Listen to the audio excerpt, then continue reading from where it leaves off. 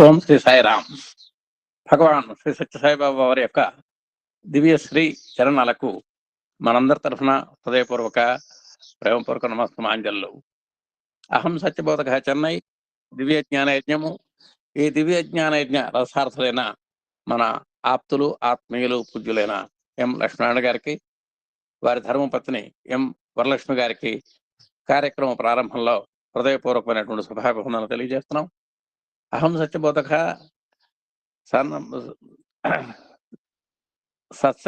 Daily సత్సంగ వేదికలో భాగంగా ఈరోజు మనం గురువారంలో సాంప్రదాయబద్ధంగా భజన్ ట్యూటర్ ఇప్పటి వరకు జరిగింది. దీనికి నిర్వహించినటువంటి శ్రీమాన్ డికే అప్పలాచార్యులు గారికి హృదయపూర్వక ధన్యవాదాలు.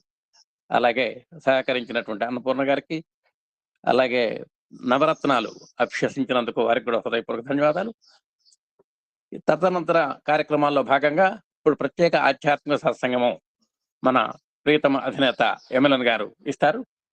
ఆ సత్సంగం అయిన తర్వాత మనం ధారావాహికంగా నిర్వహించున్నటువంటి గీత పఠనము అవగాహన తరగతుల మీద మనం ప్రయాణిద్దాం.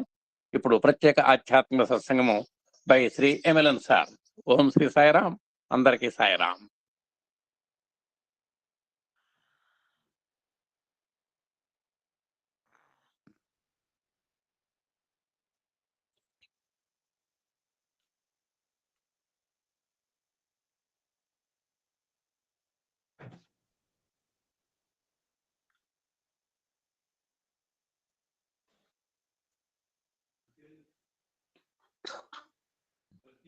ఓం శ్రీ సాయిరామ్.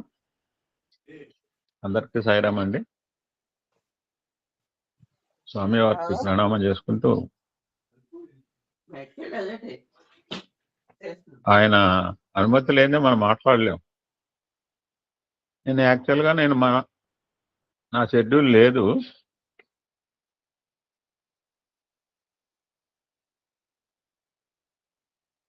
ఏదో మాట్లాడడం తాపత్రయపడ్డా.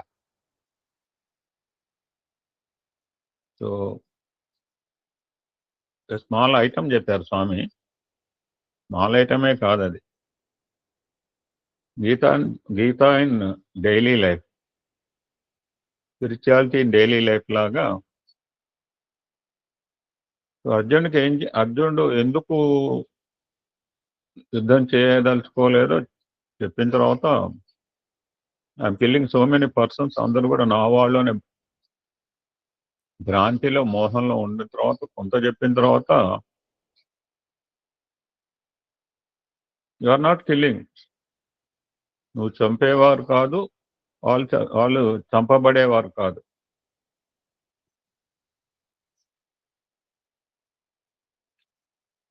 ఈ మాట గీతాచార్యుడు చెప్పాడు అర్జునుడికి. ఈ వాక్యాన్ని మీరందరూ కూడా బాగా పట్టుకుంటారు, ప్రతివారు తీసుకుంటారని స్వామి చెప్తూ, but are you ready to keep this word in practice?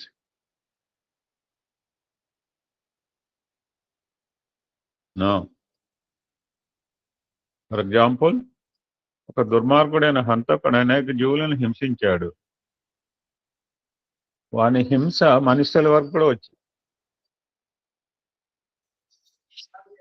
So దారిని పోయే వాళ్ళని బాధించడం, వారి దగ్గర ఉన్న జస్ట్ లైక్ రామాయణం రాయకముందు ఆయన పరిస్థితి అనమాట. వాళ్ళ దగ్గర ఉన్న ధన కనుక వస్తు వాహనాలను తస్కరించటము, అపహరించటము అతను. సో ఏదో రోజు పట్టుపడ్డాడు. సో అతనికి కోర్టులో శిక్ష పడింది. హి నోస్ ప్రెటీ వెల్.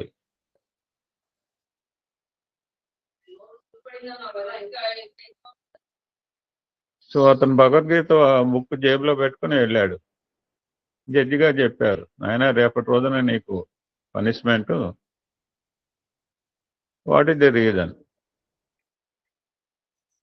నువ్వు వాళ్ళని బాధించావు కనుక నీకు ఈ పనిష్మెంట్ అన్నాడు. అప్పుడు అతను భగవద్గీత బుక్ తీశాడు. జడ్జి సార్, నేను కాదు చేసేది, వాడు నేను కాదు చంపిన వాడిని, నేను కాదు వారు కాదు చచ్చినవాడు, భగవద్గీత దీనికి సమానం అన్నాడు. అప్పుడు భగవంతుడు జడ్జి అన్నారు, సాక్షాత్ భగవంతుడు చెప్పే మాటలే నువ్వు వక్రీకరిస్తున్నావు అన్నాడు. జడ్జి కూడా బాగా తెలియగలవాడు.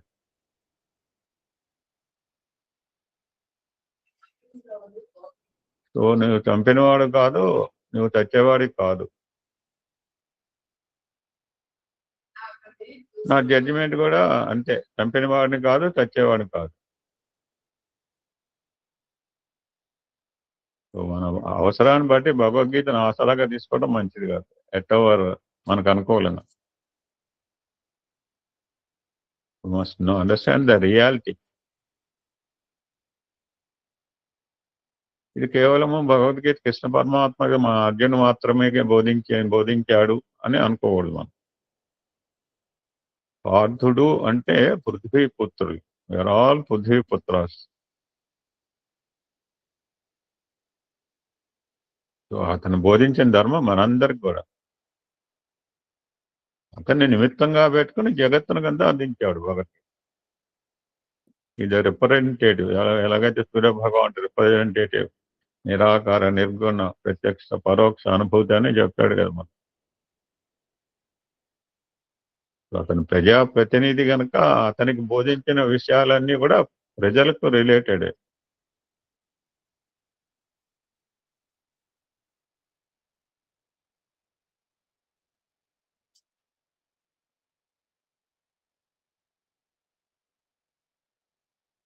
సో ఎలాగ నిత్య జీవితంలో వాడుకోవాలి, అనుసరించాలి అనే విధానాన్ని మనం ఐడెంటిఫై చేసిన తర్వాత వాటిని ఆచరించే ప్రయత్నం చేసుకోవాలి. భగవద్గీతలో 700 శ్లోకాలు ఉన్నాయి, వాటిని కంఠస్థం చేసినంత మాత్రాన్ని భగవద్గీత అనుభవించలేమంటున్నాం. ప్రాక్టికల్లీ మన సామాన్యమైన జీవితం లోపల, మన నిత్య జీవితం లోపల what is our duty, what is our responsibility, మనం వాటిని ఏ విధంగా పెర్ఫామ్ చేయాలో నిర్వర్తించాలి. అందులోంచి మనం ఏవి గుణాలను మనం తెలుసుకోవాలి అని అంటున్నారు స్వామి.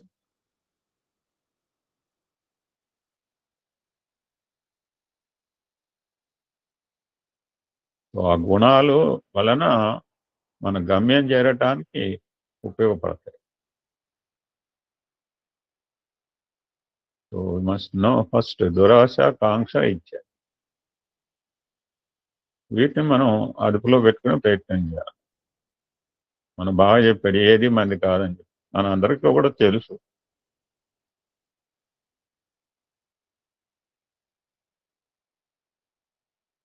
అటువంటి దైవం యొక్క ప్రేమను పొందే, దైవం యొక్క అంగీకారం పొందడానికే మనం చేసే తాపత్రయాలన్నీ కూడా, మనం చేసే సాధనలన్నీ కూడా ఇవి ఆయన యొక్క ప్రేమతత్వాన్ని పొందటానికి చేసే సాధనలు.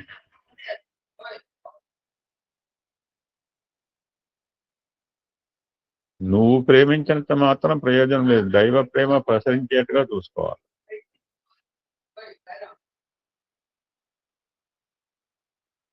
ఓ దేవుడా నువ్వు నా వాడవు అనే అర్చి మనం బొబ్బలు పెట్టినంత మాత్రం కేకలు వేసిన సరిపోదు. మనం చాలాసార్లు అనుకున్నాం, ఆయన చేసి అనిపించుకోవాలి, అబ్బాయి నీవు నా వాడవు నాయన అనే శబ్దాన్ని వినటానికి మనం చేసే సాధనలు ఉండాలి. అది మనం సాధించాలి. అది సాధించాలంటే కొన్ని గుణాలు ఉంటాయి, ఆ గుణాలన్నీ కూడా స్వామి గోయింగ్ టు నారేట్.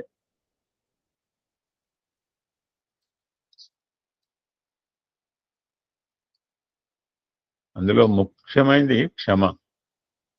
క్షమ అనేది ఒక యజ్ఞం అంటారు, క్షమయే యజ్ఞం అంటారు.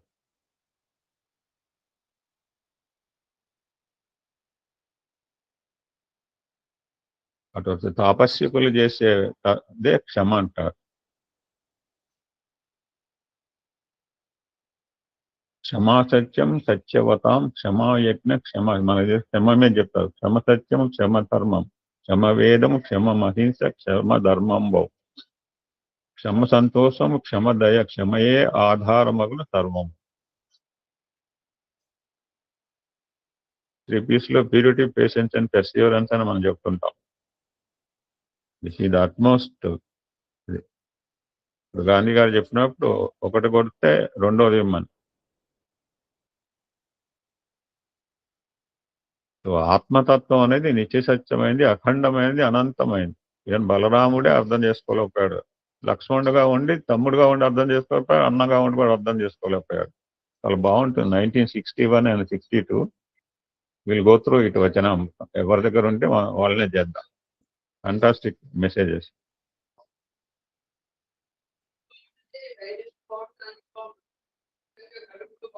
అటువంటి నిత్య సత్యమైన, అఖండమైన, అనంతమైన, అవ్యయమైన 4 పదాలు వాడాడు ఆత్మతత్వం.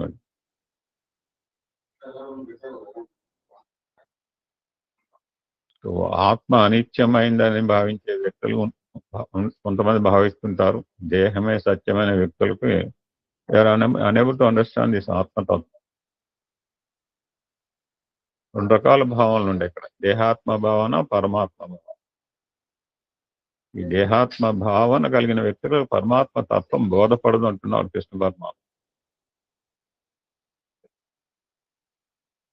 ఎంతో మంది ఎన్నో చెప్తుంటారు ఆత్మ గురించి.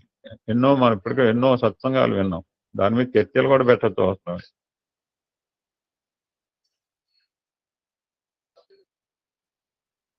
బట్ విన్నంత మాత్రాన, చెప్పుకుంత మాత్రం సరిపోదు. డైలీ లైఫ్లో అభ్యాసం చేయాలి, సాధన చేయాలి. అటువంటి ఆత్మతత్వాన్ని గుర్తించడానికి ప్రయత్నం చేయాలి. అప్పుడు సాధ్యమవుతున్నారు.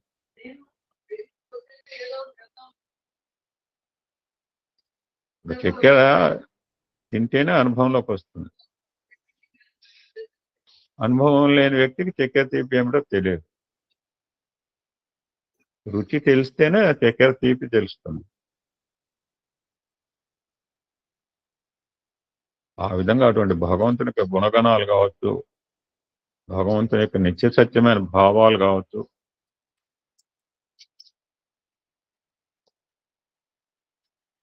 భగవంతుడు బోధించిన మార్గాలు కావచ్చు, అభ్యాసము 2 మాటలు చెప్పారు. మనస్సును నియంత్రించడం. నేను బుక్ చదువుకుంటున్నప్పుడల్లా చెప్పమని గుర్తు, అభ్యాసం, వైరాగ్యం.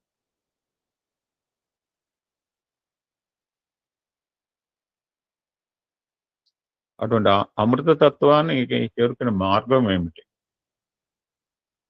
స్వామి చెప్తున్నారు, I told this many times, అనేక పర్యాయాలు చెప్పారు.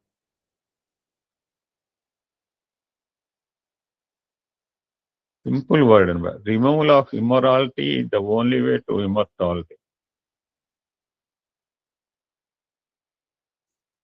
Removal of immorality is the only way to immortality. జ్ఞానం లభించాలంటే అజ్ఞానాన్ని పోవాలి. అజ్ఞానం పోయిందంటే జ్ఞానం లభిస్తుంది మనకు.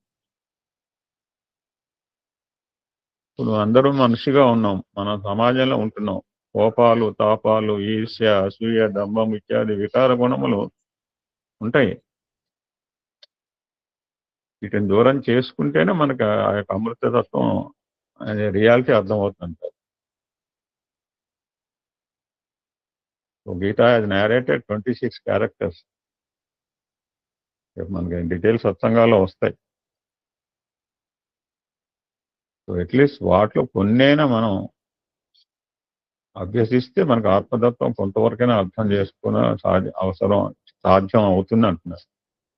సో అవుట్ ఆఫ్ దిస్ ఓర్పు అనేది చాలా అత్యవసరమైంది.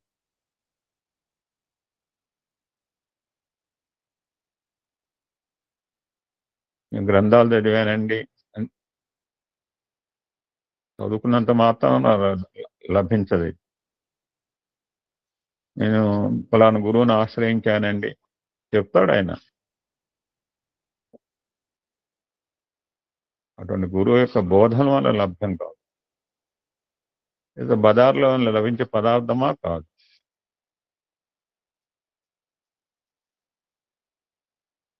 సర్టన్ ప్రాసెసెస్ ఆర్ దేర్, కొన్ని సిచ్యుయేషన్స్ ఉంటాయి, కొన్ని పరిస్థితులు ఉంటాయి. ఓర్పును సాధించడానికి ప్రయత్నించాలి. వాటిలో ఏంటంటే కష్టాలు కావచ్చు, దుఃఖాలు కావచ్చు, విచారాలు కావచ్చు, నష్టాలు కావచ్చు, నిందలు కావచ్చు, నిష్ఠూరాలు కావచ్చు, ఇవన్నీ కూడా నెగిటివ్ ఫీలింగ్స్. ఇటువంటి పరిస్థితుల్లో ఓర్పు ఒక పరీక్ష అంటున్నారు, టెస్ట్. ఎప్పుడైతే మనిషి కష్టాల్లో ఉంటాడో, దుఃఖాల్లో ఉంటాడో, విచార సమయంలో ఓర్పుని డెవలప్ చేసుకోమంటారు, పలుచుకోవాలన్నారు, సాధించాలని.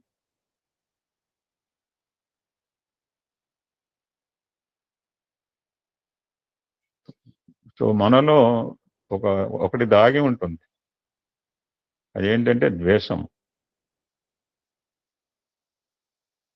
అది రెడీగా ఉంటుంది కాచుకొని, సిచ్యువేషన్ ఎప్పుడు వస్తుందో దాన్ని విజృంభిద్దాం. అటువంటి టైంలో మస్ట్ హ్యావ్ దిస్ పేషెన్స్.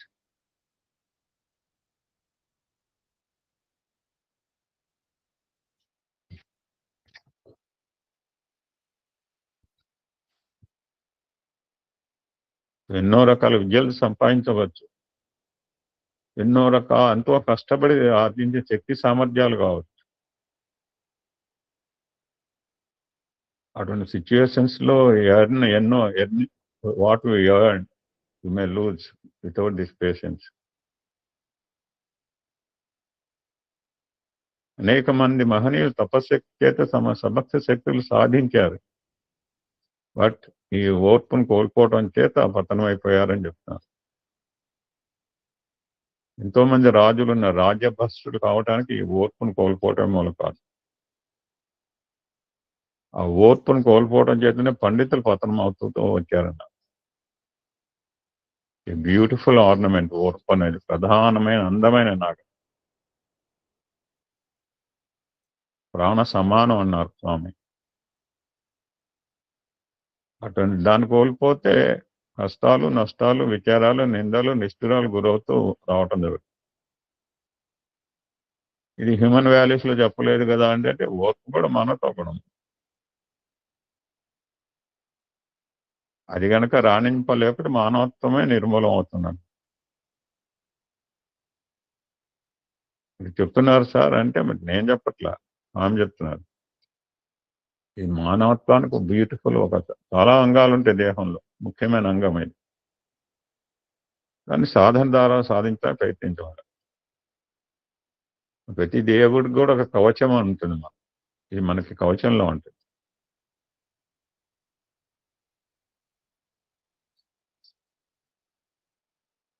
మనకు వేమన ఒక పద్యం చెప్పారు, అపకారికి ఉపకారము విపరీతము కాదు చేయ వివరింపంగా అపకారికి కొన్ని ఉపకారం నిపమని. మన ధర్మం గురించి చెప్పిన ఏంటి ధర్మం అంటే, ఎదుటివాడు మనకి ఏం చేస్తే మనకి ఆనందం అవుతుంది అది చేయి, ఎదుటివాడు ఏం చేస్తే మనకు బాధ అది చేయకుండా ఉంటుంది.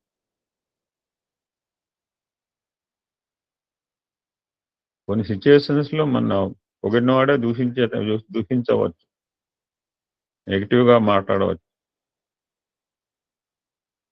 సన్మానాలు పొందిన చోట కొన్ని పరిస్థితుల్లో అవమానాలు రావచ్చు, బట్ ఓర్పును మాత్రం కోల్పోకుండా చూసుకోమంటున్నారు. స్వామి అన్నారు, నన్ను బట్టతల సాయి దూషించిన మాత్రాన ఒకరు విమర్శించింది. మన అమ్మాయి కూడా కథ చెప్పింది, వివేకానంద కదా, ఒకళ్ళు ఏం పెట్టకపోగా ఎన్నో మన ఇంటికి ఏం తెచ్చుకున్నాం అంటే అరటి పని మాత్రం, మిగిలిన తెచ్చుకోలేదు. బ్యూటిఫుల్ స్టోరీ చెప్పింది ఆరాధ్య.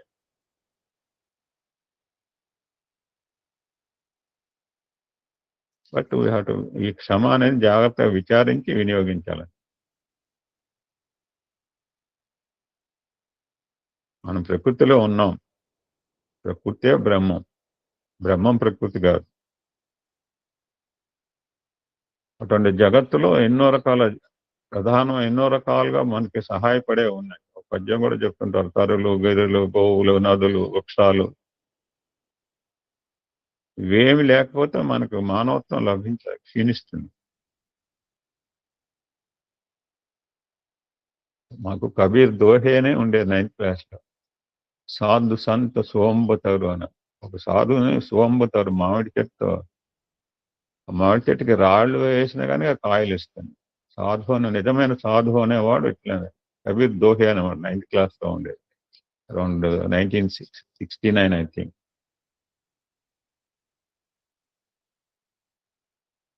అటువంటి వృక్షానికి కొమ్మలు కావచ్చు, రెమ్మలు కావచ్చు, పొట్టిన ఎన్ని విధంగా దాని కింద ఉన్న నీడనిచ్చి తీయని ఫలాలనిచ్చి అనేక విధ ఆనందాన్ని ఇస్తుంది.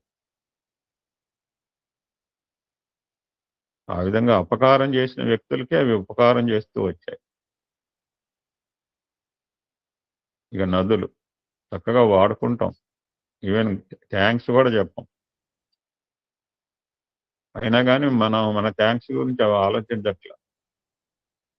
మనకు ఆనందాన్ని ఇవ్వటమే, జీవరాశులకి హ్యాపీనెస్ ఇవ్వటమే ఇచ్చుకుంటూ తమ డెస్టినేషన్ మాత్రం మర్చిపోలేదు. వాటి గమ్యమైన సముద్రాన్ని చేరుతూ ఉంటాయి. మనం థ్యాంక్స్ చెప్పామా? పంచభూతాల్లో జలము జీవులకు ప్రాణం. మనం డోంట్ వేస్ట్ వాటర్ అని చెప్తాం పిల్లలకి, చిన్నపిల్లలు బాగా కాదు. అన్నోదికి మనీ, టైం. జలము ప్రాణ సమానం. నీళ్లు లేని వాళ్ళకి తెలుస్తుంది దాని విలువ, నీటి విలువ. నిన్న మాకు ట్యాంకు అడిగారు, సాయంత్రం దాకా నీళ్ళు జాగ్రత్త వాడుతుంది. అటువంటి ప్రాణ సమానమైన జలాన్ని మనం దుర్వినియోగం కానీ సద్వినియోగం కానీ చేసిన వాటర్ ఏం ఫీల్ కాదు, దాని స్వభావమే మార్చుకోవాలి. ఇక ఆవుల సంగతి వచ్చి తన పాలు యాక్చువల్గా తన పిల్లలకి ఇవ్వాలి. అటువంటి కన్న బిడ్డలు నోళ్ళైనా కట్టి మధురమైన తమ క్షీరములతో జనులకు శక్తిని అందిస్తున్నాయి. అద్భుతమైన పాట గోవుల గోపను. వినరా వినరా నరుడా, తెలుసుకోవరా పామరుడా.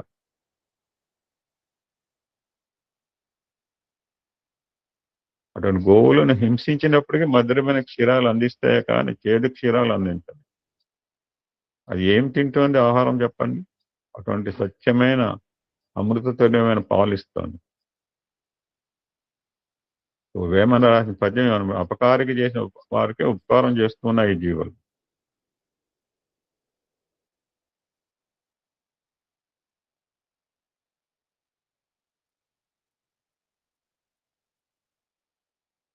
But discrimination is very important.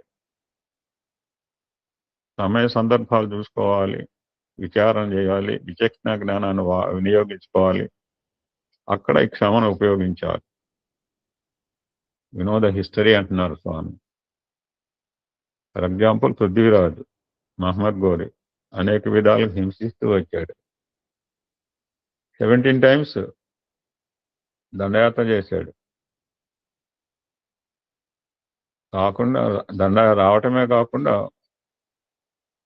మన సంపద అంతా తీసుకెళ్ళి అన్నీ దోచుకున్నాడు.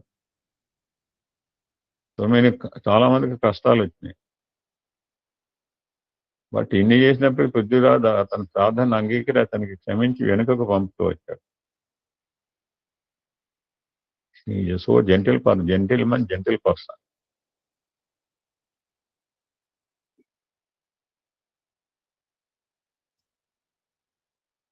ఇంకో ఎగ్జాంపుల్ చెప్తారు స్వామి ఇక్కడ. అశ్వత్థామను పట్టి తెచ్చినప్పుడు ద్రౌపది అర్జునుడికి బోధించారు.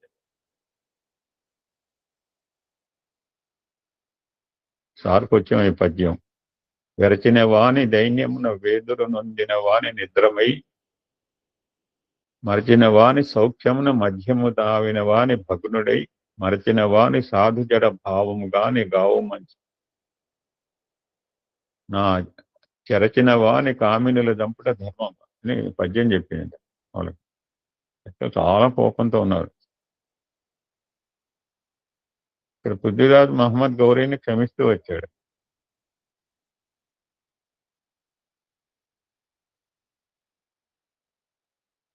ప్రతిసారి చేయటం, ఎక్స్క్యూజ్ మీ, పార్డన్ మీ అంటాం, అలాగ చేయటం, వెనక పంపటం. అతను మర్చిపోయాడు. మళ్ళా మర్చిపోయి మళ్ళా మర్చిపోవడం, మళ్ళా రావటం, మళ్ళా కుట్రలు మోసాలు. అటువంటి పృథ్వీరాజునే పనిష్ చేశాడు. ఇన్నిసార్లు ఎక్స్క్యూజ్ చేసిన పృథ్వీరాజు. సో క్షమను వాడేప్పుడు జాగ్రత్తగా వాడాలి అని స్వామి హెచ్చరిస్తున్నారు.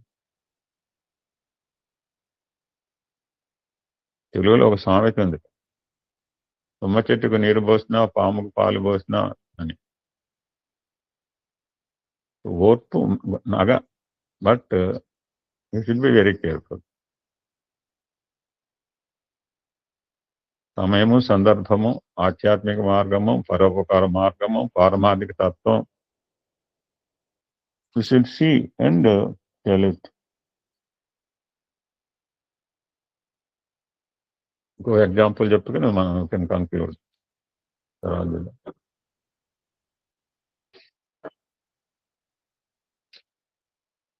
జీసస్ గురించి మనకు తెలిసిందే. ఆయన దగ్గర 12 మంది శిష్యులు ఉండేవారు ముఖ్యంగా. తన వాళ్ళే అనుకున్నారు, వాళ్ళని ప్రొటెక్ట్ చేశారు, రక్షించాడు, పోషించాడు, ఆదరించాడు, ప్రేమించాడు, అనురాగం చూపించాడు, అలా చేర్చుకున్నాడు, హక్కును చేర్చుకున్నాడు. అందులో ఒక అతను ఉన్నాడు, ధనానికి లొంగిపోయాడు, గురుద్రోహానికి పాల్పడ్డాడు. బట్ జీసస్ ఎక్స్క్యూజ్ చేశాడు.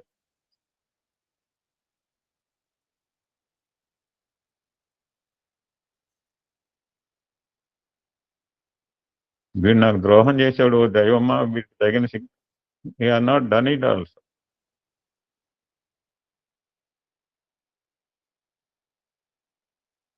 మనం భగవంతుని ప్రార్థన చేసి అతన్ని శిక్షించమని మనం అడగక్కర్లా. అందుకనే ఎవరు చేసిన కర్మ వారు అనుభవింపక ఎవరికైనా తప్పదన్న ఏనాడు ఏ తీరో ఎవరు చెప్పగల అనుభవించట సిద్ధం. అలనాటి పాండవులు ఆకులములు మేసి అడవి పాలైపోయిరన్న రాముడంతటి వాడు రమణ సీతను బాసి పాము.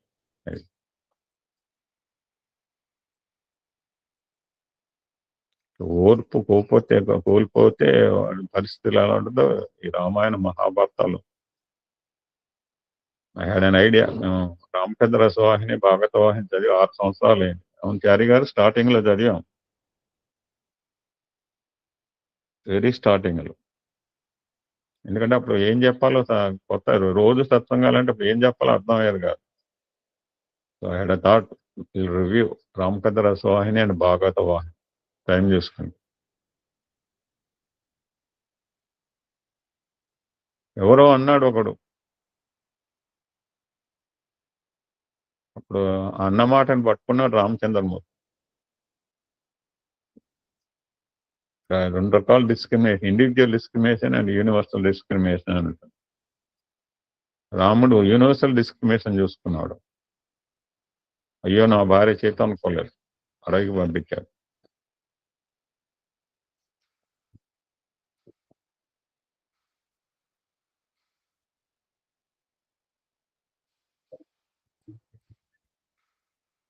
కృష్ణుడు చెప్పాడు ఎన్నో పర్యాయాలు, ఎన్నోసార్లు చెప్పాడు వాళ్ళని.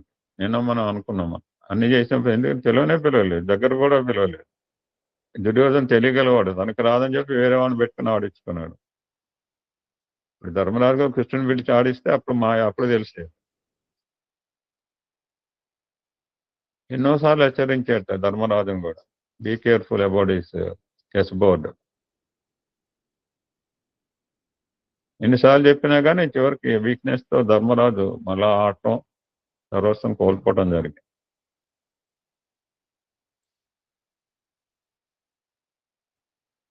సో అటువంటి క్షమాగుణం కావచ్చు, ఓర్పును కావచ్చు, మనం according to the situation with the discrimination to be used.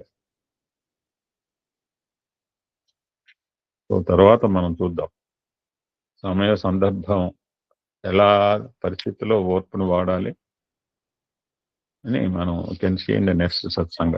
జై సాయిరామ్. ఓం శ్రీ సాయిరామ్. ఓం శ్రీ కృష్ణ పరబ్రహ్మణే నమః. ఓం శ్రీ సత్యసాయి పరబ్రహ్మణే నమః. ఓం శ్రీ గురుభ్యో నమః. ఇంతవరకు గురువు గారు చక్కని సత్సంగం చెప్పారు, గీతలో విశేషాలు చాలా చెప్పారు. ముఖ్యంగా క్షమ అంటే ఏమిటో చెప్పారు. అదొక్కటి ఉంటే మనం ప్రపంచాన్ని మొత్తాన్ని జయించవచ్చు. ఒక్క క్షమ, ఓర్పు, అది నేర్పుగా మనం అలవర్చుకోవాలి. చాలా చక్కగా చెప్పారు.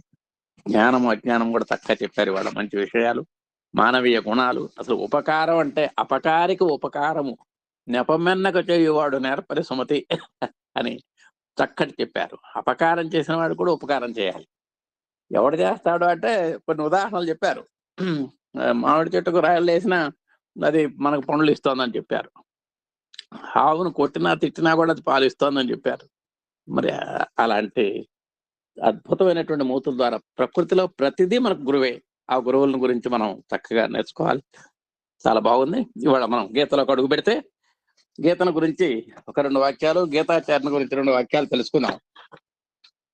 గీతను గురించి తెలుసుకుంటే, గీతాధ్యయనశీలస్య ప్రాణాయామ పరస్య చ నైవ సంతి హి పాపాని పూర్వజన్మ కృతాని చ అని చెప్పాడు. గీత అధ్యయనము. అధ్యయనము అంటే ఇందాక చెప్పారు గురువుగారు, వైరాగ్యం అని. అభ్యాసము వైరాగ్యం. అభ్యాసం రోజు చదవటాన్ని అధ్యయనం అంటామంటే, ఎప్పుడో ఒకసారి తమాషాగా చదివితే దాన్ని అధ్యయనం అనరు, ఊరే చదవటం అంటాం అంతే. రోజు అదే పనిగా ఒక నియమబద్ధంగా మనం చేసేదాన్ని అధ్యయనం అంటాం. అలాంటి గీతని ఒక క్రమబద్ధంగా రోజు కనీసం ఒక పార్ట్గా పెట్టుకొని దాన్ని అధ్యయనం చేసేటువంటి వాళ్ళకి ఏం జరుగుతుందో చెబుతున్నాడు. అలాగే అలా గీతను చక్కగా ప్రతిరోజు నియమబద్ధంగా ఒక నిష్టగా ఎంత కొంత భాగాన్నైనా సరే చదివేటువంటి వాళ్ళకి ప్రాణాయామ పరస్యచ, శ్వాస మీద ధ్యాస పెట్టేటువంటి వాళ్ళకి ప్రాణాయామం అంటాం. దీన్ని కుంభకం అంటాం, రేచకం అంటాం, పూరకం అంటాం. ఈ విధంగా శ్వాసపై నియంత్రణ పెట్టుకొని ఆ శ్వాసను అదుపులో పెట్టుకొని మనం ఎన్నిసార్లు గుండె కొట్టుకోవాలనో ఆ గుండె కొట్టుకోవటానికి అనుగుణంగా ఆ శ్వాసక్రియ యొక్క సామర్థ్యాన్ని పెంపొందించుకోవడానికి ఉపయోగపడేటువంటి ప్రక్రియ ప్రాణాయామం. అలాంటి ఆ ప్రాణాయామం ఎవరైతే చేస్తూ ఉంటారో, అంటే ధ్యాన పరత ఎవరి దగ్గర ఉంటుందో, నైవ సంతి పాపాని, అలాంటి వాళ్ళ దగ్గర పూర్వజన్మ కృతానిచ, అంటే పూర్వజన్మలో ఎన్ని పొరపాటున గ్రహపాటున ఏదైనా జన్మ పాపాలు చేసినా కూడా అవన్నీ కూడా బోర్డు మీద రాసినటువంటి రాతలు తుడిపేసినటువంటి విధంగా అవి మొట్టమాయమైపోతాయని చెప్పారు. రాస్తుంటాం మేము ఈ మూల నుంచి ఆ మూల దాకా బోర్డు మీద రాస్తుంటాం. ఆ రాసిన రాతలన్నీ ఒక్క డస్టర్ తీసుకొని ఆ పీరియడ్ కాగానే తుడిచి అవతల పడేస్తాం. అలాగే అలాంటి గీత చదివేటువంటి, నిరంతరం గీత చదివేటువంటి వాళ్ళకి, ప్రాణాయామం చేసేటువంటి వాళ్ళకి, అంటే భగవంతుని మీద ధ్యాస పెట్టుకొని ధ్యానం చేసేటువంటి వారికి, వీరందరికి కూడా పూర్వజన్మకృతమైనటువంటి ఆ పాపాలన్నీ కూడా హరింపబడతాయి అని చెప్పారు. అదే మన గీత యొక్క గొప్పతనం. కాబట్టి మనం గీతను ఆశ్రయించాలి, గీతను చదవాలి. ఎలా చదవాలి? ఒక శ్లోకమైనా సరే రోజుకో నియమబద్ధంగా చదవాలి, లేకపోతే రోజుకో 10 శ్లోకాలు నియమబద్ధంగా చదవాలి. మన సమయాన్ని బట్టి, మన అవకాశాన్ని బట్టి, మన యొక్క దేహ దారుఢ్యాన్ని బట్టి, మానసిక స్థితిని బట్టి మనం అట్లా ఒక ప్లాన్ చేసుకోవాలి. తర్వాత అంటే ఇక మన గీతాచార్యుడి దగ్గరికి వస్తే శ్రీవత్సాంకం మహోరస్కం వనమాలా విరాజితం శంఖచక్రధరం దేవం కృష్ణం వందే జగద్గురుం అన్నాడు. ఆ శ్రీకృష్ణ పరమాత్మకి, అంటే శ్రీ మహావిష్ణువు అంటాం, ఏదైనా ఒకటే. ఆ శ్రీకృష్ణ పరమాత్మ కటండి శ్రీవత్సము అనేటువంటి గుర్తుంటుంది. ఇప్పుడు మనం ఎంప్లాయీస్ అందరికి కూడా ఫలానా స్కూల్లో చదువుతున్నాడు అంటే ఒక ఎంబ్లం, ఒక గుర్తులాగా ఉంటుంది. ఒక కంపెనీలో పనిచేస్తున్నాడు అంటే ఆయన ఒక డ్రెస్ కోడ్ ఉంటుంది. అలాగే మిలిటరీలో చేసేటువంటి వాళ్ళకి ఒక కోడ్ ఉంటుంది. వాళ్ళకి ఒక డ్రెస్ కోడ్ కానీ, వాళ్ళకి ఒక దానికి ఒక బిళ్ళ కానీ ఏవో ఉంటాయి. అలాగే ఏ పరమాత్మకు ముక్కోటి దేవతల్లో ఏ దేవతలకు లేనటువంటి ఒక విశిష్టమైనటువంటి ఒక ఆభరణం మన శ్రీకృష్ణ పరమాత్మకు ఉంది. అది ఉరస్సు మీద ఉంటుంది. కుడి పక్కన, వక్షస్థలానికి కుడి పక్కన శ్రీవత్సము అనేటువంటి అంకము కలిగినటువంటి వాడు. అంకము అంటే గుర్తు. శ్రీవత్సలాంఛనుడు అంటారు నిన్నే. అలాంటి శ్రీవత్సం గుర్తుగా కలిగినటువంటి వాడు. మహోరస్కం. ఎక్కడుంది ఆ శ్రీవత్సము?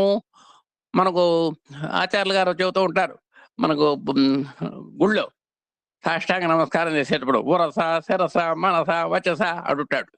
ఆ ఉరస్ అంటే హృదయం అనమాట. ఇక మహోరస్కం, మహా ఉరస్కం అనమాట, అంటే ఆ హృదయ భాగం కలిగినటువంటి వాడు.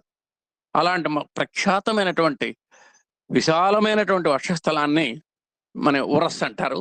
దాన్ని మహోరస్కం. విశాలమైనటువంటి వక్షస్థలం ఉంది. ఆ వక్షస్థలంలో కూడా ఒక గుర్తుంది, శ్రీవత్సము. ఇంకా ఏ పరమాత్మకు కూడా ఇంత సాటి లేనటువంటి మేటి చిహ్నము లేదు, ఒక్క శ్రీకృష్ణ పరమాత్మకు ఉన్నది. అలాంటి విశాలమైనటువంటి వక్షస్థలంలో సాటి లేనటువంటి మేటి గుర్తు శ్రీవత్సాంకాన్ని ధరించినటువంటి వాడు ఆ శ్రీకృష్ణ పరమాత్మ. అలాంటి శ్రీకృష్ణ పరమాత్మకు వందే నమస్కారం. అలాగే వనమాల విరాజితం, అందరూ గులాబీ దండలు వేసుకుంటారు. ఈనాడు రిటైర్మెంట్ అంటే ఆ గులాబీ దండకే కొన్ని వేల రూపాయలు అవుతుంది. అలాంటి వేల రూపాయలు వేసేది గులాబీ దండల్ని, అది కూడా నిలువెత్తు దండలు, మామూలు కాదు.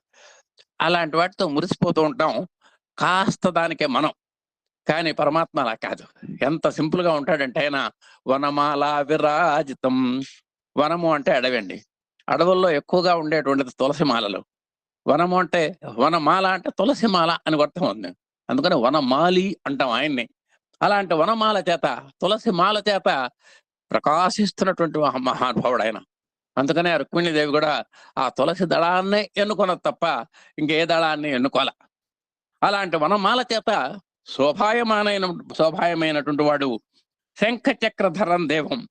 ఆయనకి చక్కటి ఆభరణాలు ఉన్నాయి, శంఖము చక్రము మరి ధరించేటువంటి దేవుడు ఆయన. శంఖ చక్రాలు ముఖ్యంగా ఉంటాయి. అలాంటి శంఖ చక్రాలను ధరించేటువంటి వాడు జగద్గురు అయినటువంటి శ్రీకృష్ణ పరమాత్మకి నమస్కరించుతున్నాను అని మనం శ్రీకృష్ణ పరమాత్మకి నమస్కారం చేసుకున్నాం. అలాగే గీతా ప్రాశస్త్యం చెప్పుకున్నాం. ఇప్పుడు శ్రీకృష్ణ పరమాత్మను కూడా మనం నృతించుకున్నాం. ఇప్పుడు మనం ఇప్పటికి 2 అధ్యాయాలు మనం పూర్తి చేసుకున్నాం. ఇప్పుడు 3వ అధ్యాయంలోకి వచ్చాం. ఓం శ్రీ పరమాత్మనే నమః. అథ తృతీయ అధ్యాయ అని అర్థం అనమాట దానికి. కర్మయోగ, ఇది కర్మకు సంబంధించినటువంటి యోగం. మనం జాగ్రత్తగా కర్మలు చేయాలి అని చెప్పారు. ఒక చిన్న విషయం గుర్తుపెట్టుకోండి, పాలు పోయించుకొని ఒక్క 10 నిమిషాలు మీరు లేట్ చేశారనుకోండి, ఆ పాలు విరిగిపోతాయి. అలాగే అంటే ఆ సమయం అతీతం కాగానే, దానికి సమయోచితమైనటువంటి కాలం దాటంగానే ఆ పాలు విరిగిపోతాయి.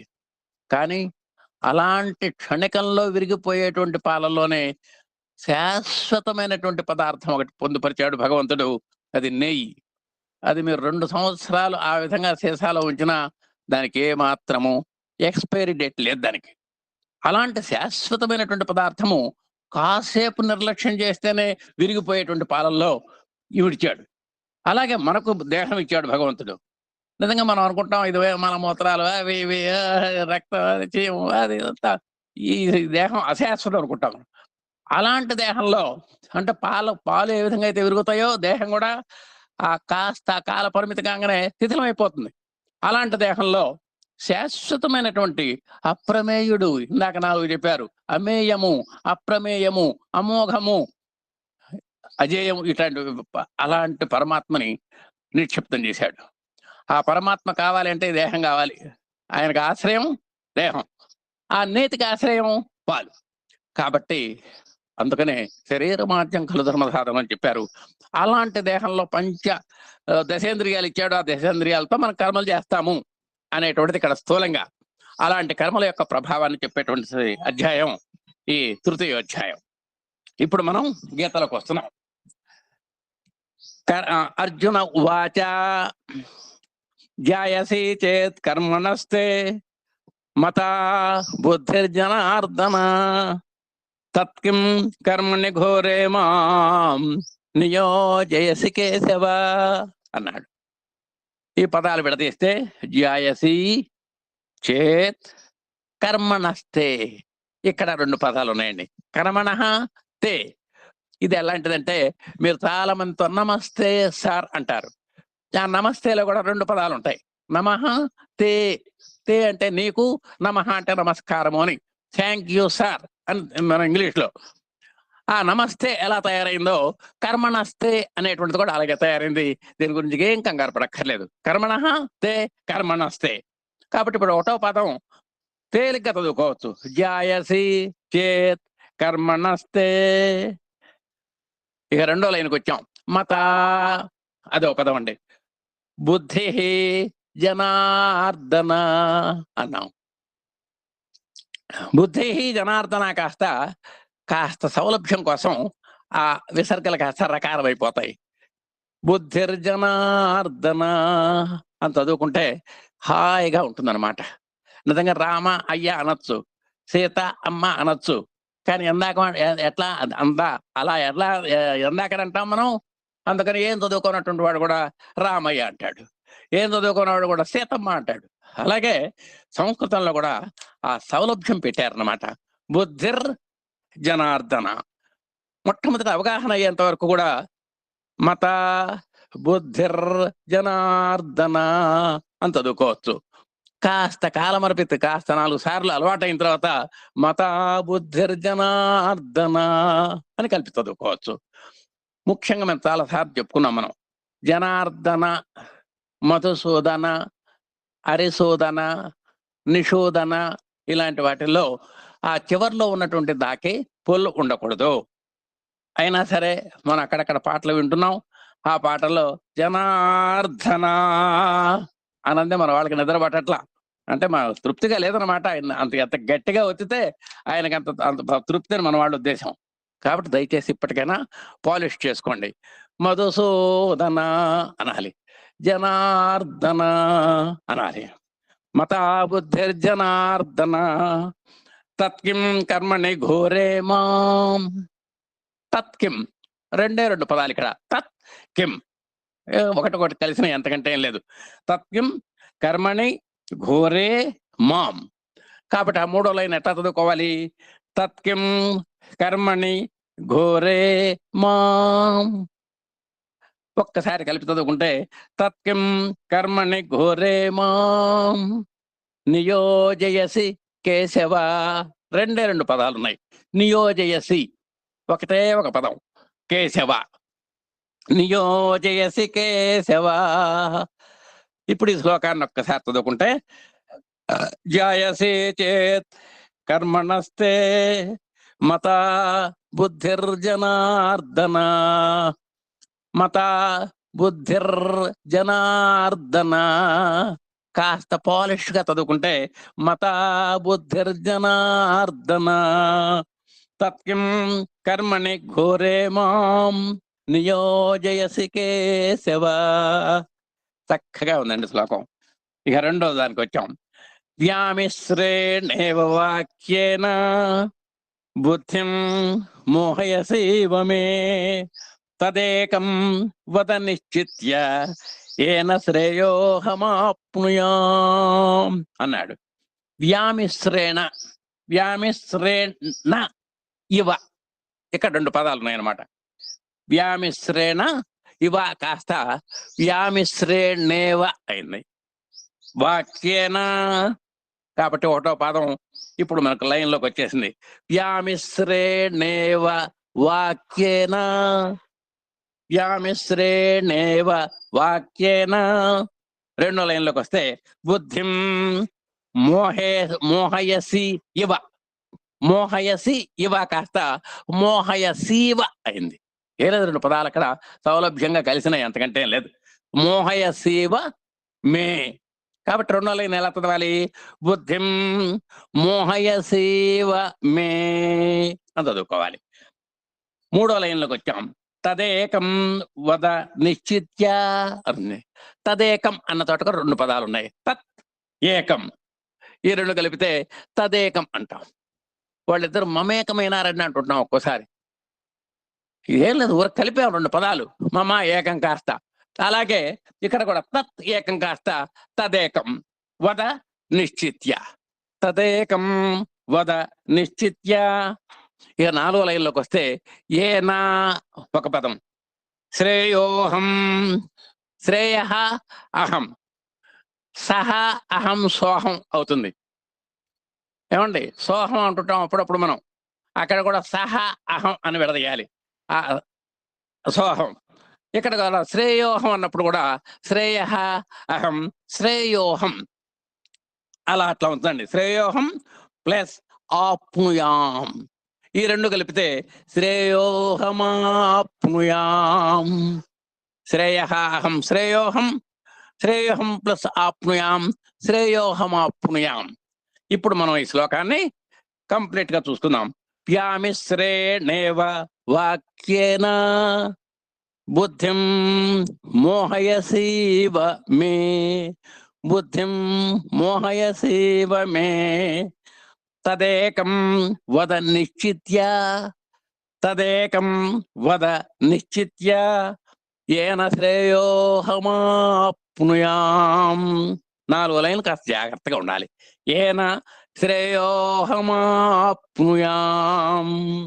వ్యామిశ్రేణేవ వాక్యేన బుద్ధిం మోహయసేవ మే, తదేకం వద నిశ్చిత్య, ఏన శ్రేయోహమాప్నుయాం. శ్రీ భగవాన్ ఉవాచ అని విడదీసింది ఇక్కడ. శ్రీ భగవాన్ ఉవాచ, దీన్ని మనం కలిపి చదువుకోవచ్చు. శ్రీ భగవాన్ ఉవాచ అని చదువుకోవచ్చు. చదువుకుంటే తేలిగ్గా ఉంటుంది. చూడండి, 3వ శ్లోకం చూద్దాం. లోకేస్మిన్ ద్విధ నిష్ఠ పురా ప్రోక్త మయా నఘ, జ్ఞానయోగేన సాంఖ్యానాం కర్మయోగేన యోగినాం. లోకేస్మిన్, ఇక్కడ 2 పదాలు ఉన్నాయి. లోకే అస్మిన్, ఈ 2 కలిసేసరికల్లా అకారం మాయమైపోతుంది. లోకేస్మిన్ అయిపోతుంది. విడదీసినప్పుడు లోకే ప్లస్ అస్మిన్, కలిపినప్పుడు లోకేస్మిన్. ద్వివిధ, చక్కటి పదం. నిష్ఠ, కాబట్టి ఈ పదాన్ని ఎట్లా చదువుకోవాలి? లోకేస్మిన్ ద్వివిధ నిష్ఠ. 2వ లైన్కి వచ్చాం. పురా, కష్టమేం లేదు. ప్రోక్త, ఏమి ఇబ్బంది లేదు. మయా నఘ, ఇక్కడ 2 పదాలు రండి. మయా ప్లస్ అనఘ, సింపుల్ గా కలిసినాయి. మయా నఘ అయింది. అఘము అంటే పాపం అండి, అనఘ అంటే పాపము లేనివాడు అండి. ఈ ప్రపంచంలో పాపం లేనటువంటి వాడు ఎవడంటే ఒక్కడే ఒక్కడున్నాడు, పరమాత్మ. అందుకని ఆయన్ని ఇక్కడ అనఘ అని సంబోధంతో వేయటం జరిగింది. మనమంతా కూడా అఘం చేసేటువంటి వాళ్ళమే. నేను చేయలేదు అని కొంతమంది గ్యారెంటీగా చెబుతూ ఉంటారు. కానీ నువ్వు నడిచేటప్పుడు ఎన్ని చీమలు చనిపోయినాయో, మరి ఇవన్నీ మనకు కనపడవు. మనం ఏం చేస్తున్నామో కనబడవు. వంట చేసేటప్పుడు ఎన్ని ప్రమాదాలు జరుగుతాయో, ఎన్ని ఆ పొయ్యిలో మనం వెలిగించగానే దాంట్లో ఎన్ని జీవాలు ఉన్నాయో ఇవన్నీ కూడా మనకు తెలియదు. కాబట్టి ఈ విధంగా కంటికి కనపడినటువంటి పాపాలు మనం చేస్తుంటాం. అలాంటి పాప రహితుడైనటువంటి వాడు కేవలం పరమాత్మ. అందుకని ఓ అనఘ అని ఆయన్ని మనం సంబోధించారు ఇక్కడ. పురా ప్రోక్త మయా నఘ. 3వ లైన్. జ్ఞానయోగేన, ఏమి ఇబ్బంది లేదు. జ్ఞానయోగేన సాంఖ్యానాం, 2 పదాలు మనం కలిపి చదవకటమే. జ్ఞానయోగేన సాంఖ్యానాం కర్మయోగేన యోగినాం. 4వ లైన్లో కూడా 2 పదాలు సింపుల్ గా ఉన్నాయి. కర్మయోగేన యోగినాం. కాబట్టి ఈ శ్లోకం చదువుకోవటానికి చాలా తేలిగ్గా ఉంది.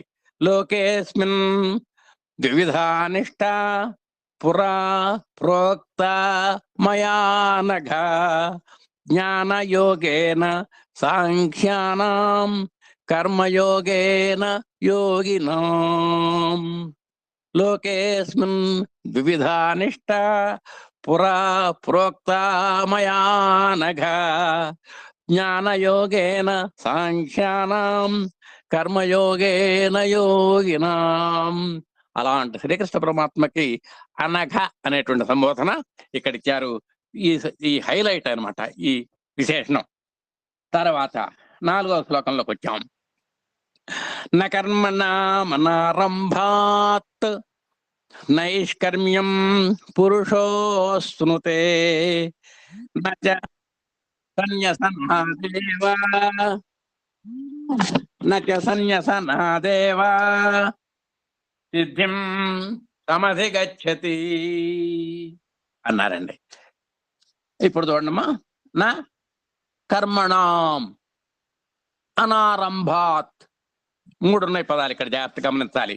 నా కర్మణాం అనారంభాత్, కర్మణాం అనారంభాత్ కాస్త కర్మణామనారంభాత్ అవుతుంది. కాస్త ఆ పదాలన్నీ జాగ్రత్తగా చూసుకోవాలి చదువుకునేటప్పుడు. ఈ నా అనేటువంటిది సపరేట్ గా ఉంది కాబట్టి ఈ ఇదంతా కలిపి చదువుకుంటే న కర్మణామనారంభాత్ అవుతుంది. మళ్ళా ఒకసారి చెబుతున్నాను. న అనేది ప్రత్యేకమైన అక్షరము. కర్మణాం అనారంభాత్, కర్మణామనారంభాత్, న కర్మణామనారంభాత్. రెండో లైన్లోకి వచ్చాం. నైష్కర్మ్యం, నైష్కర్మ్యం ఒకటే పదం ఇది. పురుషో స్నుతే, పురుష అస్నుతే, రెండు పదాలు కలిసినాయండి. ఇక్కడ కలిపినప్పుడు అంటే విడదీసినప్పుడు ఆ కనబడుతోంది. పురుష అస్నుతే, కలిపినప్పుడు ఆ మాయమైపోతుంది. పురుషో స్నుతే అవుతుంది. అంటే ఆ గుర్తును మనం పట్టించుకోవాల్సిన అవసరం లేదు. ఎప్పుడన్నా అర్థాలు చెప్పుకోవాల్సి వచ్చినప్పుడు, భాష్యాలు వివరించుకోవాల్సి వచ్చినప్పుడు అక్కడ అకారం ఉంది అనేటువంటిది వాళ్ళు పరిగణనలోకి తీసుకుంటారన్నమాట. నైష్కర్మ్యం పురుషో స్నుతే. నా చ మూడో లైన్లోకి వచ్చాం. నా చ సన్యసనాదేవా, సన్యసనాత్ ఏవ కాస్త సన్యసనాదేవా అవుతుంది. తల్లిదండ్రులు కాస్త తల్లిదండ్రులు అయినట్టుగానే సన్యసనాత్ ఏవా కాస్త ఆ తకారం దకారంగా మారిపోతుంది. నచ సన్యసనాదేవా. నాలుగో లైన్లోకి వస్తే సిద్ధిం సమధిగచ్చతి. సమధిగచ్చతి అనేటువంటిది సం అధిగచ్చతి, ఒక ఉపసర్గ కలిసింది, సమధిగచ్చతి అయింది. సిద్ధిం సమధిగచ్చతి. ఇక్కడ కష్టమైన పదాలేమి ఒకటో లైన్లో జాగ్రత్తగా కనుక మనం చూసుకుంటే ఈ శ్లోకం మనకు స్వాధీనంలోకి వచ్చినట్టే. న కర్మణామనారంభాత్ ఒకే యూనిట్ గా చదువుకోవాలి. న కర్మణామనారంభాత్. ఇంకా కొంచెం సులువుగా కావాలి అంటే న కర్మణాం అనారంభాత్ అని కూడా చదువుకోవచ్చు, కాస్త మనకు నోరు తిరిగేదాకా. న కర్మణాం అనారంభాత్ కలిపి చదివితే న కర్మణాం అనారంభాత్. రెండో లైను నైష్కర్మ్యం పురుషో స్నుతే. నచ సన్యసనాదేవా, నచ సన్యసనాదేవా సిద్ధిం సమధిగచ్చతి. న కర్మణామనారంభాత్ నైష్కర్మ్యం పురుషో స్నుతే. నచ సన్యసనాదేవా సిద్ధిం సమధిగచ్చతి. ఇప్పుడు మనం 5వ శ్లోకంలోకి వచ్చామండి. నై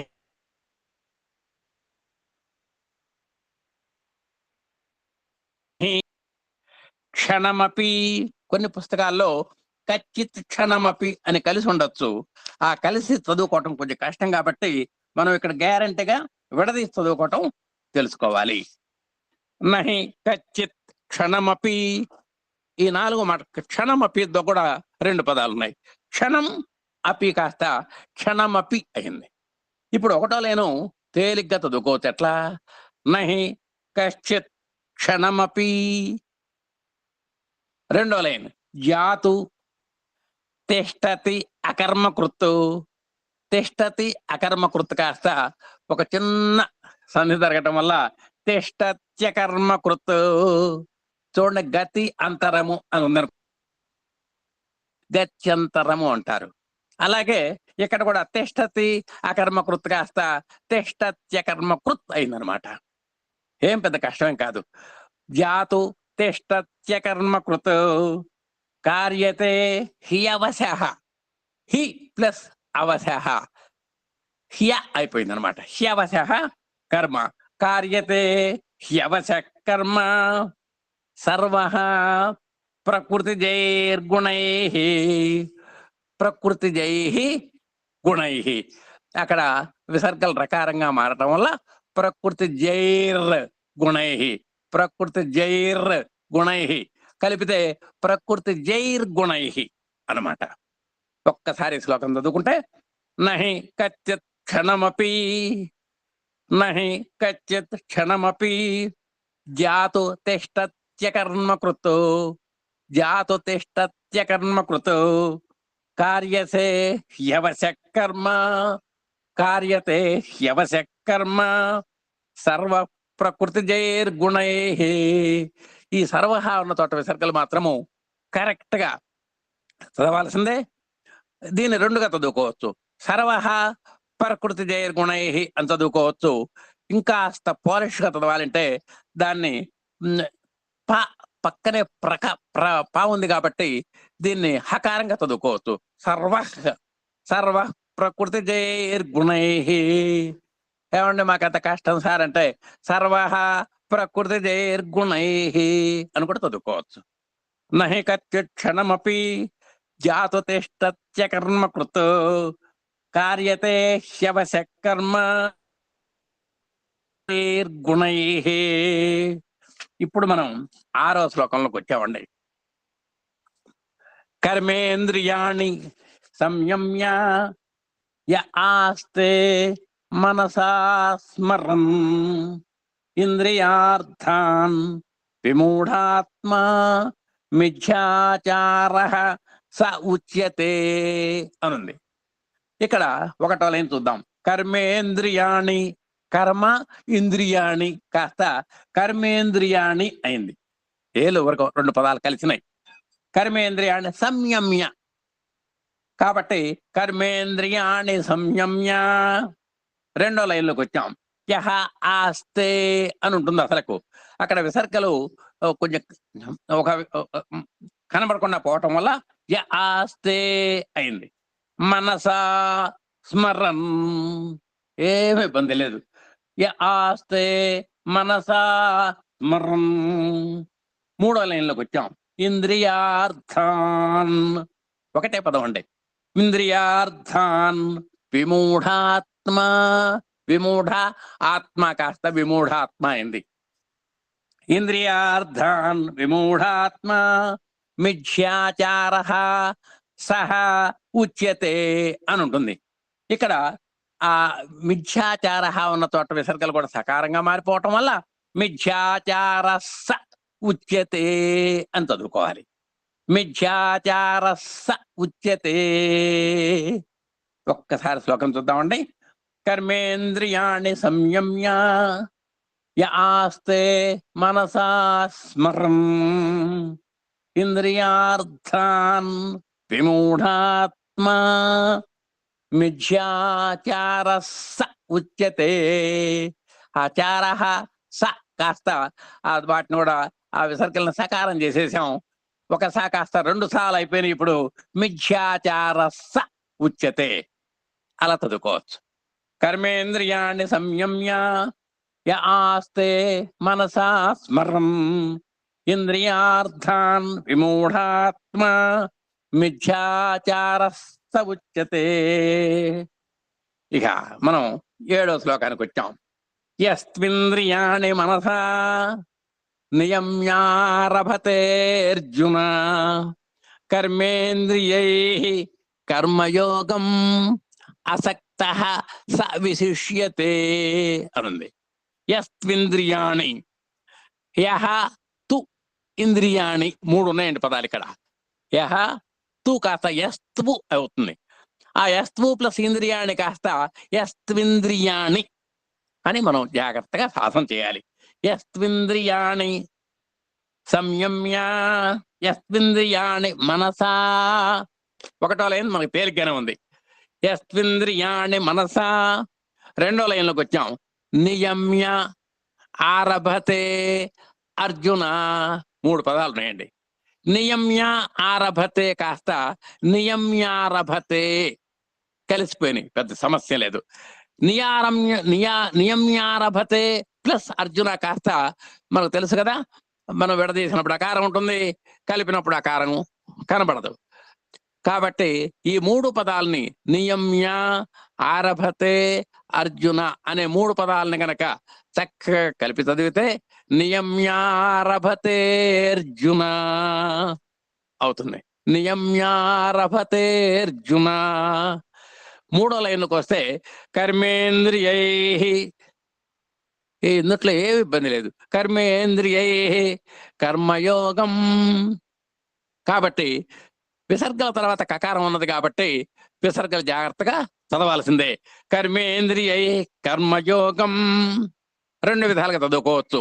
ఇక్కడ విసర్గలకు ప్రకారం ఉన్నట్లు కా గాని, ఖ గాని, పా గాని, ఫ గాని ఉన్నట్టే వాటిని హకారంగా మార్చుకోవచ్చు. కర్మేంద్రియై అట్లా. కర్మయోగం అసక్త స విశిష్యతే.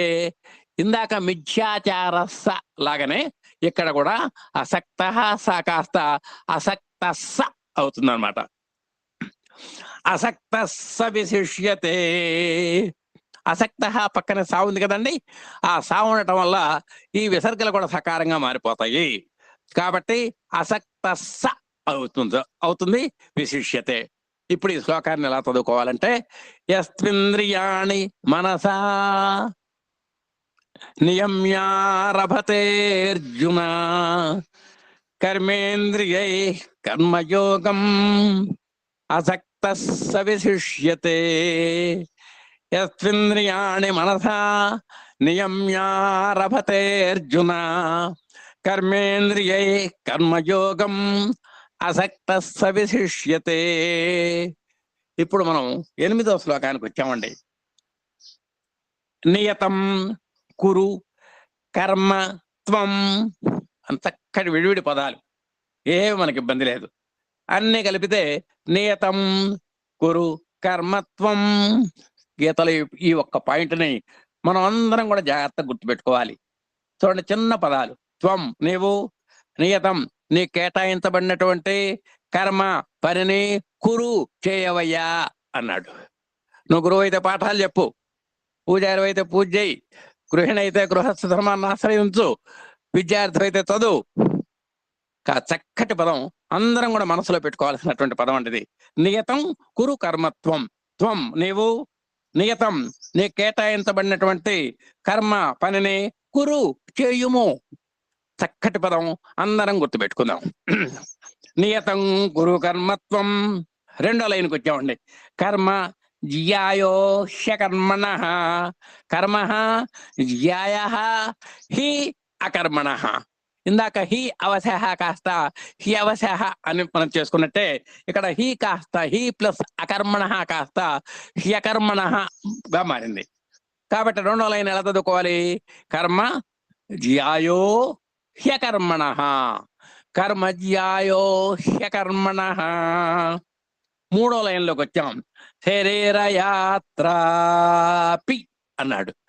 ఇక్కడ కూడా ఎట్లా విడదీయాలి? శరీరయాత్ర ప్లస్ అపి. ఈ అపిలో ఆ కలిపినప్పుడు కనబడదు కాబట్టి శరీరయాత్రాపి అయింది. చ తే శరీరయాత్రాపి చతే. 4వ లైన్లోకి వచ్చాం. నా ప్రసిద్ధ్యేత్ అకర్మణ. ప్రసిద్ధ్యేదకర్మణ. ప్రసిద్ధ్యేత్ అకర్మణ అని ఉంటుంది అనమాట. న ప్రసిద్ధ్యేదకర్మణ. ఇప్పుడు ఈ శ్లోకాన్ని ఎలా చదవాలి? నియతం కురు కర్మత్వం కర్మజ్యాయో హ్యకర్మణ శరీరయాత్రాపి చతే న ప్రసిద్ధ్యేదకర్మణ. నియతం కురు కర్మత్వం కర్మజ్యాయో హ్యకర్మణ శరీరయాత్రాపి చతే న ప్రసిద్ధ్యేదకర్మణ. ఇప్పుడు మనం 9వ శ్లోకంలోకి వచ్చాం.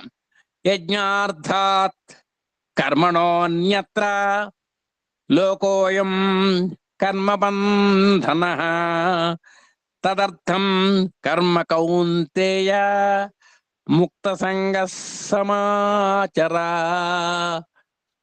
1వ లైన్. యజ్ఞార్థాత్ అనేది ఒక పదం. కర్మణోన్యత్ర, కర్మణ అన్యత్ర అని విడదీస్తామండి. అక్కడ ఆకారం కనబడుతోంది మనకు. ఎప్పుడైతే సంధి చేశామో కర్మణోన్యత్ర అయిపోయింది, ఆకారం కనబడదు. కాబట్టి 2 పదాలని కలిపి చదువుకుంటే యజ్ఞార్థాత్ కర్మణోన్యత్ర, యజ్ఞార్థాత్ కర్మణోన్యత్ర. 2వ లైన్కి వచ్చాం. లోకః అయం. ఇక్కడ విడదీసినప్పుడు అకారం ఉన్నది. ఇప్పుడు కలిపినప్పుడు లోకోయం అయింది. అంటే అకారం కనబడదు. లోకోయం పక్కన కర్మబంధన, లోకోయం కర్మబంధన. మూడో లైన్లోకి వచ్చాం. తదర్థం, తత్ అర్థం. ఇందాక వచ్చినాయి తత్ కిం అంటే తత్ కిం అన్నాం కదండి. అలాగే చిన్న చిన్న పదాలు వచ్చినాయి మనకు. తత్ కాస్త కిం తత్ కిం అని ఇలా వచ్చినాయి కదా. అలాగే ఇది కూడా తత్ అర్థం కాస్త తదర్థం అవుతుంది. కర్మ కౌంతేయ, తదర్థం కర్మ కౌంతేయ. నాలుగో లైన్లోకి వస్తే ముక్త సంగః సమాచర అని.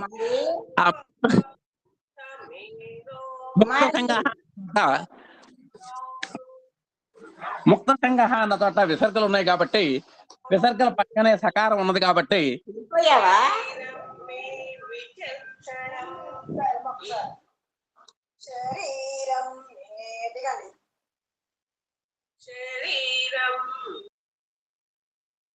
అమ్మ కస్తూరి గారు సాయిరాం. ఓకే. ముక్త సంగః సమాచార అన్నదంటే విసర్గల పక్కనే సా ఉంది కాబట్టి విసర్గలకు పక్కనే సకారం ఉంటే సకారం అయిపోతుంది. ముక్త సంగస్స, ముక్త సంగ సమాచార అవుతుంది. ఇప్పుడు చూడండి మళ్ళీ ఒకసారి ఎలా చదువుదాము. యజ్ఞార్థాత్ కర్మణోన్యత్ర లోకోయం కర్మబంధన, తదర్థం కర్మ కౌంతేయ ముక్త సంగ సమాచార. ఆ సమాచారంలో ఉన్నటువంటి సాకు సావత్తు ఇచ్చుకోవాలి విసర్గలకు బదులు. ముక్త సంగ సమాచార. యజ్ఞార్థాత్ కర్మణోన్యత్ర లోకోయం కర్మబంధన, తదర్థం కర్మ కౌంతేయ ముక్త సంగ సమాచార. ఇప్పుడు 10వ శ్లోకం అండి. సహ యజ్ఞాః ప్రజాః సృష్ట్వా పురోవాచ ప్రజాపతిః అనేన ప్రసవిష్యధ్వం ఏషవోత్పిష్టకామధుక్. ఇక్కడ చూసుకోండి జాగ్రత్తగా. 1వ లైన్లో సహ యజ్ఞాః అదొక పదం, ప్రజాః అనేది ఒక పదం, సృష్ట్వా అనేది ఒక పదం. కాబట్టి మనం ఏం చేయాలి అంటే సహయజ్ఞాః అన్న చోట విసర్గల్ని కాస్త హకారంగా మార్చుకోవాలి. సహయజ్ఞాః ప్రజా. ఈ ప్రజా పక్కనే ఉన్నటువంటి సృష్టాకి సా ఉంది కాబట్టి దాన్ని సకారంగా మార్చుకోవాలి. చూడండి, సహయజ్ఞా ప్రజా సృష్ట్వా. ప్రజా పక్కన ఉన్నటువంటి విసర్గల్ని మనం సకారంగా మార్చుకుంటే ప్రజా సృష్ట్వా అవుతుంది. సహయజ్ఞాః అన్న చోట హకారం పలకాలి. సహయజ్ఞాః ప్రజా సృష్ట్వా పురోవాచ ప్రజాపతిః. తేలిగా ఉంది 2వ లైన్. పురోవాచ ప్రజాపతిః. పురోవాచ అన్నప్పుడు 2 పదాలు కలిసినాయి. పుర ఉవాచ, పురోవాచ అయిందనమాట. పురోవాచ ప్రజాపతిః అనేన ప్రసవిష్యధ్వం. 2 పదాలు కలిసినాయి అంతే. 2 పదాలు విడివిడి పదాలు, ఇబ్బంది ఏం లేదు. అనేన ప్రసవిష్యధ్వం ఏషః వహ అస్తు ఇష్టకామధుక్. ఈ పదాలన్నీ కలవటం వల్ల 4వ లైన్లో ఏషవోత్పిష్టకామధుక్ అందుకోవాలి. మళ్ళీ ఒకసారి చూసుకోండి. ఏషః వహ అస్తు ఇష్టకామధుక్ అనే పదాల యొక్క సమ్మేళనాన్ని మనం ఈ విధంగా చదవాలి. ఏషవోత్పిష్టకామధుక్, ఏషవోత్పిష్టకామధుక్. సహయజ్ఞాః ప్రజా సృష్ట్వా పురోవాచ ప్రజాపతిః అనేన ప్రసవిష్యధ్వం ఏషవోత్పిష్టకామధుక్. ఈ శ్లోకాన్ని కాస్త అదనంగా 4 సార్లు చదువుకోవాలి. ఇప్పుడు 11వ శ్లోకానికి వచ్చాం. దేవాన్ భావయతానేన తే దేవా భావయంతు వః తే దేవా భావయంతు వః పరస్పరం భావయంతః శ్రేయః పరమవాప్స్యథ. చూడండి, దేవాన్ భావయత అనేనా అంతవరకు కలిపితే దేవాన్ భావయత అనేనా, భావయత అనేనా అన్నమాట. దేవాన్ దేవాన్ భావయత అనేనా. రెండో లైన్ తే దేవాహ భావయంతు వః. ఆ దేవాహన తోట ఉన్నటువంటి విసర్గలు కొన్ని కారణాల వల్ల కనబడకుండా పోతాయి. తే దేవా భావయంతు వః, తే దేవా భావయంతు వః. మూడో లైన్ పరస్పరం భావయంతః. రెండు పదాలు ఊరిక పక్క పక్కనే ఉన్నాయి. పరస్పరం భావయంతః శ్రేయః పరమవాప్స్యథ. శ్రేయః పరం అవాప్స్యథ. పరం అవాప్స్యథ కాస్త పరమవాప్స్యథ అయింది.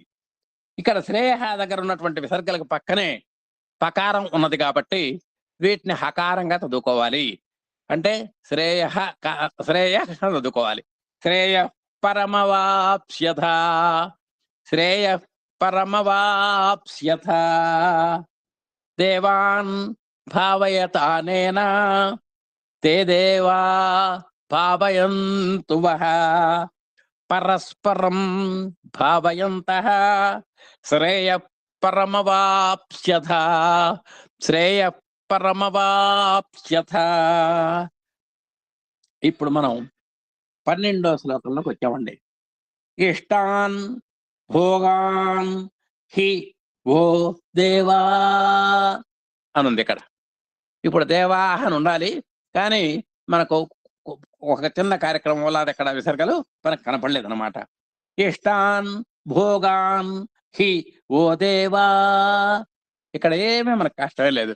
ఒక పదానికి ఒక పదానికి కూర్చుకోవటం, కూడగట్టుకొని చదువుకోవటమే. ఇష్టాన్ భోగాన్ హి ఓ దేవా దాస్యంతే యజ్ఞభావితాః. దాస్యంతే అనేది ఒక పదం, యజ్ఞభావితాః ఒక పదం. రెండు కలుపుకొని చదువుకోవటమే. దాస్యంతే యజ్ఞభావితాః తైర్దత్తాన్ అప్రదాయైభ్యో. ఈ పదాన్ని ఒక సాధన చేయాలి. తైః దత్తాన్ అప్రదాయైభ్యో. మూడు పదాలు ఉన్నాయి ఇక్కడ. తైః దత్తాన్ కాస్త తైర్దత్తాన్ అయింది. ఇందాక బుద్ధిర్ జనార్దన లాగానే ఇక్కడ కూడా తైః దత్తాన్ కాస్త తైర్దత్తాన్ అప్రదాయైభ్యో. ఈ రెండింటిని కలిపితే తైర్దత్తాన్ అప్రదాయైభ్యో, తైర్దత్తాన్ అప్రదాయైభ్యో యో భుంక్తే స్తేన ఏవ సహ. చూడమ్మా, యః భుంక్తే కాస్త యో భుంక్తే అయింది. స్తేనః ఏవ సహ, స్తేన ఏవ సహ, యో భుంక్తే స్తేన ఏవ సహ. ఇప్పుడు శ్లోకం జాగ్రత్తగా చూస్తే ఇష్టాన్ భోగాన్ హి ఓ దేవా, ఇష్టాన్ భోగాన్ హి ఓ దేవా దాస్యంతే యజ్ఞభావితాః, దాస్యంతే యజ్ఞభావితాః తైః దత్తాన్ అప్రదాయైభ్యో. మూటిని కలిపేశాం. తైర్దత్తాన్ అప్రదాయైభ్యో యో భుంక్తే స్తేన ఏవ సహ, యో భుంక్తే స్తేన ఏవ సహ. 13వ శ్లోకానికి వచ్చామండి. యజ్ఞశిష్టాసినః సంతో ముచ్యంతే సర్వకిల్బిషైః భుంజతే తే త్వహం పాప ఏ పచంత్యాత్మకారణాత్. యజ్ఞశిష్టాసినః ఒకటే ఒక పదం. సంతః సంతః కాస్త సంతో అయింది కాబట్టి అంతవరకు కనుక చదువుకుంటే ఒకటో పదం. యజ్ఞశిష్టాసినః సంతో. ఇక్కడ చిన్న మెడుకు తెలుసుకోవాలి. యజ్ఞశిష్టాసినః పక్కనే సా ఉన్నది కాబట్టి విసర్గల పక్కన సా ఉన్నది కాబట్టి విసర్గలను కూడా మనం సకారంగా చదువుకోవచ్చు. యజ్ఞశిష్ట సిన్నస్సంతో అప్పుడు చదవటానికి తేలిగ్గా ఉంటుంది. యజ్ఞశిష్టాసిన సంతో అనేసరికి మళ్ళా సైకిల్ దిగి మళ్ళా సైకిల్ ఎక్కినంత శ్రమ అవుతుంది. అందుకని అక్కడ విసర్గల్ని సకారంగా చేసుకోవాలి. యజ్ఞశిష్టాసిన సంతో ముచ్యంతే సర్వకిల్బిషై. రెండే రెండు పదాలు. ముచ్యంతే సర్వకిల్బిషై. ముచ్యంతే సర్వకిల్బిషై. భుంజతే తే త్వగం పాప. భుంజతే తే రెండు పదాలు. త్వగం తు అఘం అన్నమాట. తు అఘం కాస్త త్వగం అయింది. భుంజతే తే త్వగం పాపాహ అని ఉండాలి. ఇక్కడ విసర్గలు కొన్ని కారణాల వల్ల కనబడకుండా పోయినాయి. భుంజతే తే త్వగం పాప ఏ పచంత్యాత్మకారణాత్. 4వ లైన్లోకి వస్తే ఏ పచంతి ఆత్మకారణాత్. పచంతి ఆత్మకారణాత్ కాస్త పచంత్యాత్మకారణాత్. అంతా ఒక యూనిట్ గా చదువుకుంటే ఏ పచంత్యాత్మకారణాత్ ఏ పచంత్యాత్మకారణాత్ అయింది. యజ్ఞశిష్టాసినస్సంతో ముచ్యంతే సర్వకిల్బిషై. భుంజతే తే త్వగం పాప ఏ పచంత్యాత్మకారణాత్. అంతవరకు మనం ఇవాళ చూద్దామండి. మళ్ళీ ఈ తాప రెండు జంట శ్లోకాలు వస్తాయి. వాటిని ఈ తాప మనం చెప్పుకుందాం. మరి ఈ విధంగా మనం ఏఎస్పి చెన్నై గ్రూప్ లో గురువు గారి యొక్క స్వామి యొక్క దివ్యాశీస్సులతోటి గురు దంపతుల యొక్క శుభకామనలతోటి ఓ చక్కని ధారావాహిక కార్యక్రమం మనం పెట్టుకున్నాము. ఏ మాత్రము గీతతో పరిచయం అయినటువంటి వారికి పరిచయ కార్యక్రమం చేసుకోవటం, కాస్త తెలిసినటువంటి వాళ్లకు ఇంకొంచెం ఒక 4 మెట్లు ఎక్కగలగటం, బాగా తెలిసినటువంటి వాళ్ళు ఇంకా పఠనాన్ని తేలిగ్గా, అంటే మంచి హీరో జట్లో పోతుంటే మనకు ఎంత సౌలభ్యంగా ఉంటుందో ఒళ్ళు కలవకుండా అట్లా ఆ చక్కని స్వరాలు కూర్చుకొని చదువుకోవటానికి మనం ఉద్దేశించినటువంటి ఈ శ్రీమద్ భగవద్గీత పఠనము, అవగాహన తరగతుల పట్ల మన స్వామి యొక్క దివ్యాశీస్సులు, మన అధినేత దంపతుల యొక్క శుభకామనలు, మీ అందరి యొక్క ఉత్సాహ ప్రోత్సాహాలు ఈ కార్యక్రమాన్ని ముందుగా నడిపిస్తున్నాయి. వీటి వల్ల మొన్న గురువు గారు చక్కగా 2వ అధ్యాయాన్ని పూసగుచ్చినట్టు చదవటం, ఈ కార్యక్రమం యొక్క రిజల్ట్ ఎలా ఉందో మనకు ఆ కార్యక్రమం చూపిస్తున్నది. అంటే ఈ కార్యక్రమం మనం ఊరికే స్వామి యొక్క వచనాలు మనం పూర్తిగా వృధా అవటం లేదు, ఈ కార్యక్రమం వల్ల ప్రయోజనం ఉన్నది అనేటువంటిది మనకు రూఢయింది. అలాగే మిగతా వాళ్ళంతా కూడా నిర్భయంగా ప్రశాంతంగా నెమ్మదిగా సాధన చేస్తూ పురోగమించాలని కోరుకుంటూ ఓం శ్రీ సాయిరాం. అందరికీ సాయిరాం.